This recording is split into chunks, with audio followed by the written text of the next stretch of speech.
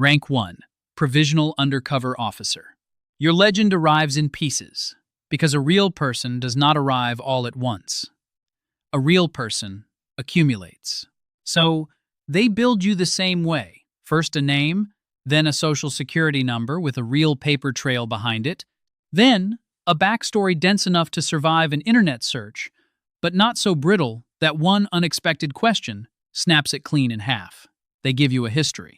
The life that fills that history, you will have to build yourself, one conversation at a time. In rooms where the wrong answer does not get you fired, it gets you buried. You are not walking into this blind. There were months before this moment psychological assessments conducted by people who never identified themselves as assessors, scenario exercises, in controlled environments, a staged interaction with an asset who may or may not have been an actor, during which every micro-expression on your face was cataloged by someone you never saw. You were selected because something in your background mapped cleanly to the target environment. A language, a family history, a face that does not read as federal when it sits across a table. You pass the point where most candidates quietly fail and get redirected towards something safer. Now you are here, at the entry level of something that has no official floor plan, holding a name that is not yours, and a cover story you have been rehearsing in the mirror for 3 weeks.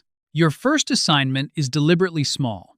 A peripheral contact, someone adjacent to the network, not central to it. You are not expected to penetrate anything yet.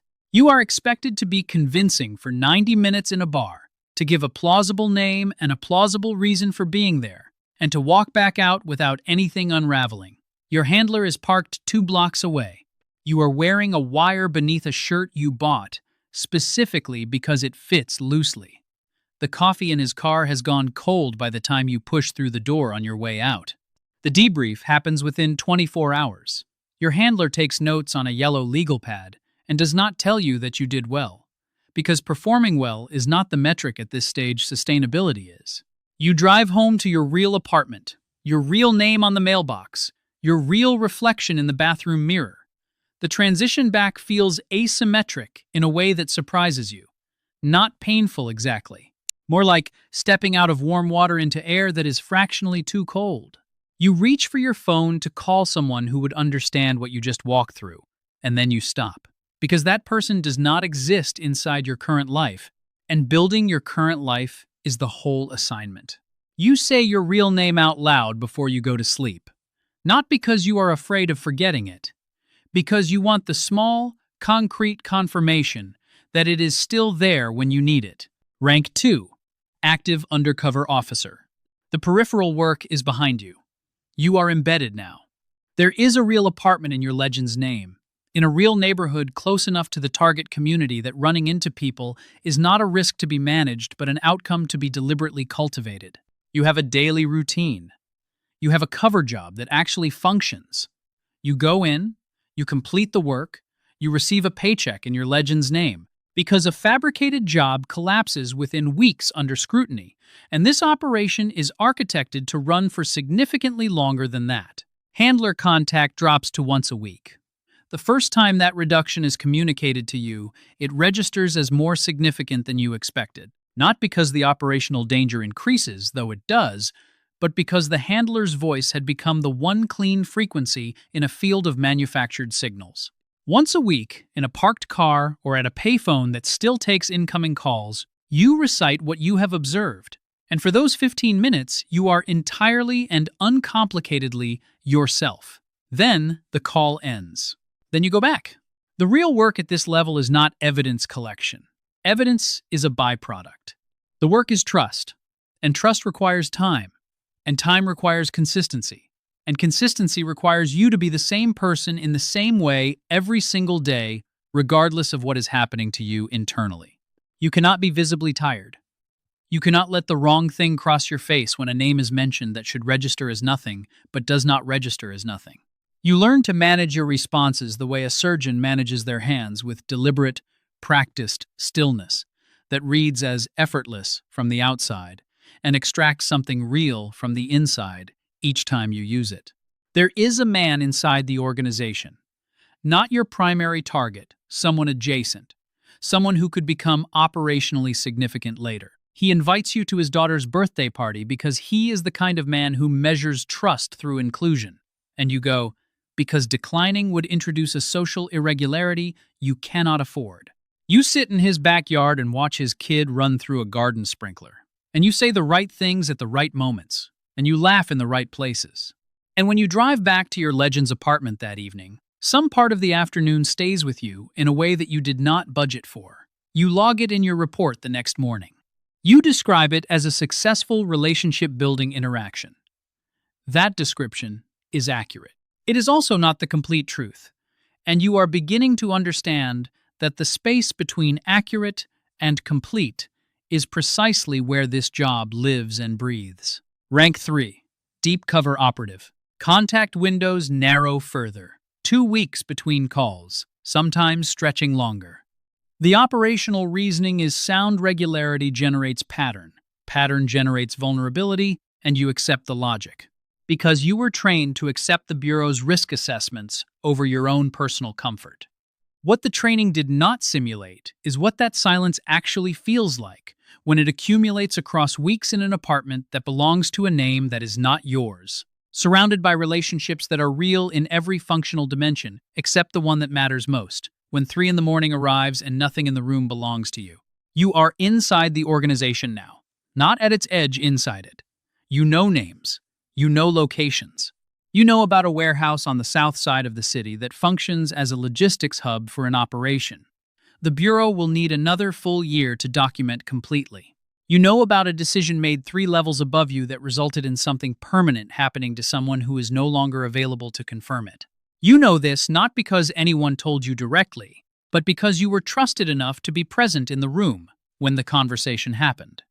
Presence is the intelligence at this level. Being included is the data point. Your legend has genuine weight by now. It has accumulated history. People who have known you long enough to have formed actual settled opinions, not first impressions, not provisional assessments, but fixed, reliable beliefs about who you are and what you represent, and whether you hold when things go wrong. Someone trusts you.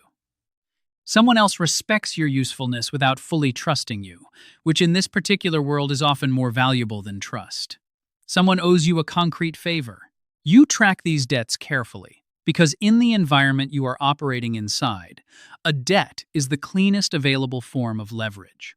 Your real name is something you think about differently than you used to, not something you have lost access to.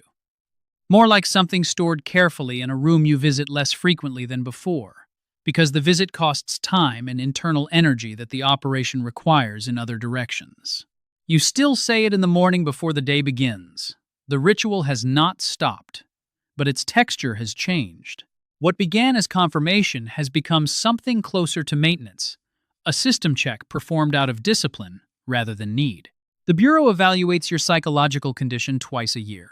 A woman with careful questions and a deliberately calm manner sits across from you and asks how you are managing the sustained dual identity requirements. You give her the answers that will keep you operational and in the field. She writes them onto a form. Both of you understand the transaction that is occurring. Neither of you names it directly, because naming it directly would require a conversation that the Bureau's operational timeline does not currently have room for, and you both know that too. Rank 4. Senior Deep Cover Operative. You are inside the room where decisions are made. Not the innermost room, there is always another room further in. In any organization sophisticated enough to be worth the Bureau's attention, but proximate enough that the men making those decisions know your name, rely on your read of situations, and have incorporated you into the social logic of how the organization functions. The name they know belongs to someone who does not legally exist, that has stopped feeling like a relevant distinction. Extraction is technically available at this rank. In practice, it is initiated for almost no one at this stage, because removing you now would cut a thread running through the structural center of a network the Bureau has spent years attempting to fully map and understand. That thread has an assessed value exceeding the cost of maintaining your current operational conditions. You understood this before you reached this level. What you did not fully understand was how it would feel to be the thing being assessed, rather than the person conducting the assessment. Your sleep has been broken for long enough that broken has become your baseline. A mild tremor develops in your left hand, under elevated stress, noticeable only to you and only when no one else is present, because you have allocated significant internal resources to ensuring it stays private. You have developed a tell when you lie, a fractional hesitation that did not exist in your earlier years. And you compensate for it using a technique your original training never covered, because your original training did not anticipate this depth of sustained deception over this length of time against people. You have come to know this. Specifically, the compensation is effective. It is not the same as the tell being absent, and the difference between effective compensation and genuine absence is something you think about more than is probably useful. The moral structure of this rank does not resemble anything below it. At earlier levels you observed, you collected. You built relationships with enough operational detachment to know, at some functional level, that you were going to leave eventually. At this level, you are embedded in decisions. Not in direct harm, the Bureau's absolute limits have not shifted, but in the planning architecture surrounding outcomes. You are present for conversations that determine what happens next to people who are not present for those conversations. Your presence is not passive. It contributes. You have been told this is what the operation requires, and you believe it, and the belief is real. It is simply not as structurally load-bearing at midnight as it is at 9 in the morning when the reasoning is cleanest and the light is better. The people you are deceiving have become more concrete to you than the Bureau over the past year. Not more legitimate, more textured, more specific. Your handler is a careful voice on a degraded connection every several weeks. The man who sits across from you every Tuesday, with his exact way of setting a glass down and his precise logic for who deserves what outcome, is present in a way that a phone signal is not. You are managing the asymmetry. You are aware that you are managing it. The awareness and the management are not the same operation, and you feel the gap between them on certain days more than others. Rank Fem, Handler and Control Officer. The operation ends. Then, it does not end. The debrief runs for several days, inside a building that has no windows, which reminds you of the first room you ever sat in at the beginning of something you did not yet have the context to understand. There are commendations in formal language. There are internal reviews conducted with careful thoroughness. There are conversations about what your next role looks like, held in a tone that signals the decision has already been reached, because it has. What comes next is the other side of the table. You become the handler. You run other people through the specific progression you just completed. You make the contact window decisions. You determine when the silence between calls is operationally necessary and when it has become a liability. You are the voice on the degraded line now, calling in from outside a life that someone else is living, trying to keep them stable and functional and useful enough to complete work whose strategic value was calculated by people neither of you will ever sit across from. You are exceptionally good at this work. Of course you are. You understand the full interior of your operative's experience, in a way that handlers without fieldwork at this depth cannot access from training materials alone. You hear when a weekly report is too composed, too clean, missing the specific texture of genuine difficulty. You detect the compression in someone's voice that indicates they are managing a development they have not yet decided to disclose. You know the quality of the silence between sentences after 18 months embedded? Because that silence once lived inside your own chest, and you learned its exact weight. Your real apartment is quiet, in a way that apartments in films about this work are never shown to be quiet. Not dramatically quiet, just ordinarily, persistently, unnarratively quiet. There are photographs on the wall that belong to you from before things became structurally complicated. A recognizable version of yourself appears in them. You look at these photographs occasionally with the detached analytical habit of someone attempting to reconstruct a sequence of events from limited physical evidence. The people who appear alongside you are still present in your life in a maintained, functional sense. The relationships continue.